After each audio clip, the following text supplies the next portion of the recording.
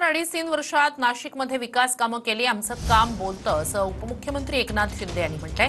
काही लोकांनी मागे नाशिक दत्तक घेतलं होतं असंही शिंदे म्हणाले। नाशिकच्या प्रगतीचा निर्धार करा असं आवाहन एकनाथ शिंदे यांनी मतदारांना केले।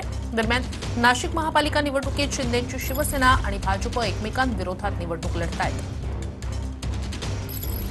मी आपल्याला एवढं सांगतो जे आम्ही 3.5 वर्षामध्ये काम केलंय, काम बोलतंय आणि म्हणून या नाशिकला देखील काही लोकांनी मागे येऊन इकडे नाशिक दत्तक वगैरे घेतलं होतं, पण मी एवढंच सांगतो ही प्रभू रामचंद्रांची भूमी आहे। निर्धार करा या नाशिकच्या प्रगतीचा, या नाशिकच्या समृद्धीचा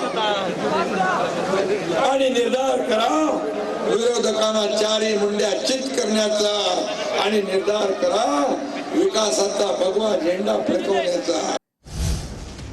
पावसाळ्यात छत्र्या उगवतात तसे काही जण निवडणुका आल्यावर उगवतात। उपमुख्यमंत्री एकनाथ शिंदे यांनी नाव न घेता उद्धव ठाकरेंवर निशाणा साधलाय। काही जणांना विकासात रस नाही, तिजोरीत आहे असा टोला सुद्धा शिंदेंनी ठाकरेंना लगावला। निवडणुका आल्या की जशा पावसात छत्र्या उगतात तसे उगतात। दिवसभर नेटफ्लिक्स बघायचं आणि निवडणुका आल्या की पॉलिटिक्स करायचं, हा काही लोकांचा धंदा। काही लोकांना विकासात इंटरेस्ट नाहीये तर तिजोरी